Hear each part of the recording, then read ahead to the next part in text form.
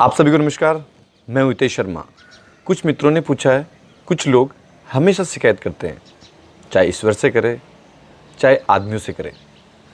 वो किसी भी बात पर समझने को तैयार नहीं होते हैं। उन्हें कैसे समझाया जाए। एक बहुत पुरानी कहानी है।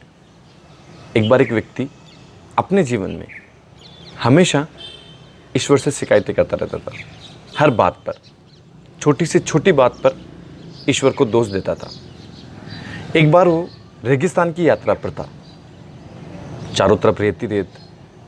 जैसे जैसे धूप बढ़ने लगी, गर्मी बढ़ने लगी, रेत तपने लगी, उसने ईश्वर से शिकायतें शुरू कर दी। इतनी सारी रेत, कहीं कोई पेड़ पौधे का नामो निशान नहीं। अगर आप चाहते तो यहाँ पानी होता, और अगर पानी होता तो चारों तरफ हरियाली होती। कितनी अच्छी यात्रा होती। और अगर पानी की सुविधा होती तो कोई भी व्यक्ति अगर यहाँ से निकलता तो अपने साथ पेड़ पौधे लाता, यहाँ लगा देता, उसे पानी पिलाता। इस तरह से पूरा रेगिस्तान एक जंगल की तरह हरा भरा हो जाता। उसने आसमान की ओर देखा और ऐसा भाव प्रकट किया कि वो ईश्वर के उत्तर की प्रतीक्षा कर रहा था। उसे लगा कि ऊपर कोई है जो उसकी शिकायतें सुन रहा है।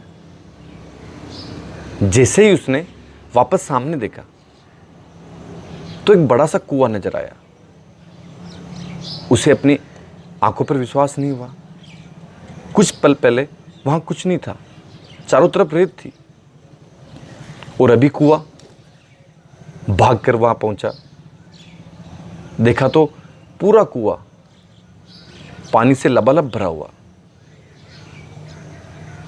उसने आसपास देखा, कहीं कोई नहीं था। उसने सोचा मन ही मन कि हे भगवान, आपने पानी तो दे दिया, लेकिन अब मैं इसे निकालूंगा कैसे। उसी समय कुएं के बाहर एक रस्सी और बाल्टी दोनों दिखे। अब उसे कुछ डर लगने लगा। इतनी जल्दी उसकी शिकायतें पूरी हो रही, ऐसा कैसे हो रहा है। फिर उसने हिम्मत करके कहा कि आपने पानी भी दे दिया, रस्सी बाल्टी भी दे दी, लेकिन इस पानी को कोई भी व्यक्ति इस रेगिस्तान में कैसे लेके जाएगा, एक जगह से दूसरी जगह कैसे पहुंचाएगा। उसी समय उसे पीछे कुछ एहसास हुआ, तो उसने पीछे मुड़ के देखा तो एक बड़ा सा ऊंट था और उसके ऊपर पानी भरने के थैले लगे हुए थे। अब तो ज्यादा डरने लगा। ऐसा कभी हुआ नहीं था। अपना पूरा जीवन उसने शिकायतों में गुजारा था, हर बात पर शिकायत की थी, और आज तक ईश्वर ने कभी सुनी नहीं। लेकिन आज सुन ली। जो वो चीजें सोच रहा था वो सारी बातें पूरी हो गई। अब क्या करे। उसे लगा कि कहीं वो इस झंझट में ना फंस जाए, कहीं उसे यहां पेड़ पौधे ना लगाने पड़ जाए, कि इस रेगिस्तान को अब उसे हरा भरा करना है। वो सब कुछ छोड़ के वापस अपने रास्ते पर भागने लगा। उसी समय उसे एक आवाज सुनाई दी कि तुमने सबसे पहले शिकायत की कि ये रेगिस्तान इतना तपता क्यों है, यहाँ कोई सुविधा क्यों नहीं है, इसे हर कोई व्यक्ति जंगल बना सकता है, मैं भी यहाँ पेड़ पौधे लगा सकता हूँ, काश यहाँ पानी होता। तो मैंने तुम्हारे लिए यहाँ पानी उपलब्ध करा दिया। उसके बाद फिर तुमने बाल्टी और रस्सी मांगी, वो तुम्हें मिल गई। उसके बाद तुमने पानी ढोने के लिए कोई साधन मांगा, मैंने ऊंट भेज दिया। अब क्यों बच रहे हो, अब क्यों भागने की कोशिश कर रहे हो।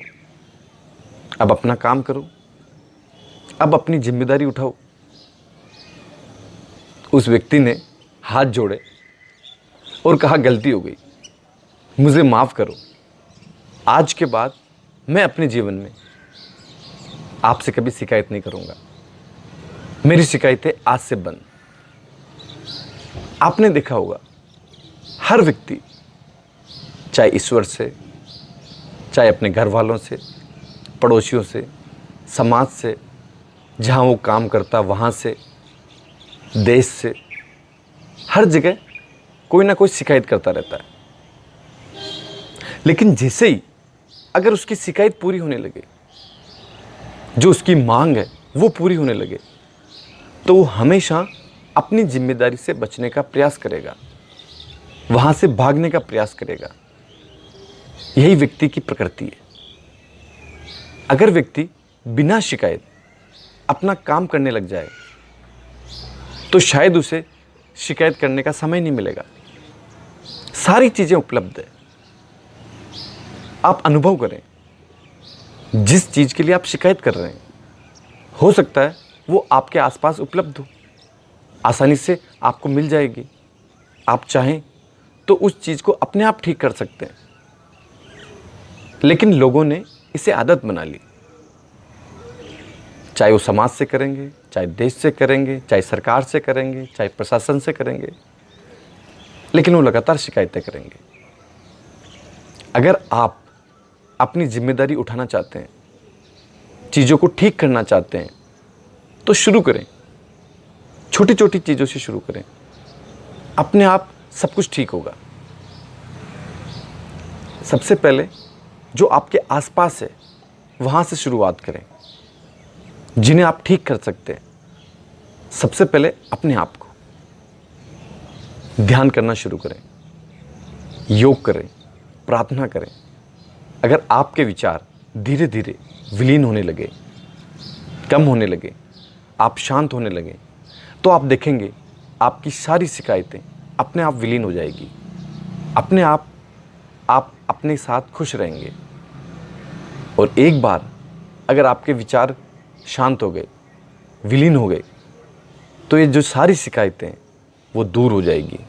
और जहाँ भी आपको कोई कमी लगेगी, आप सबसे पहले उसे दूर करना चाहेंगे, अपनी क्षमता से, अपने आप से। आपने मुझे प्रेमपूर्वक सुना, उसके लिए धन्यवाद।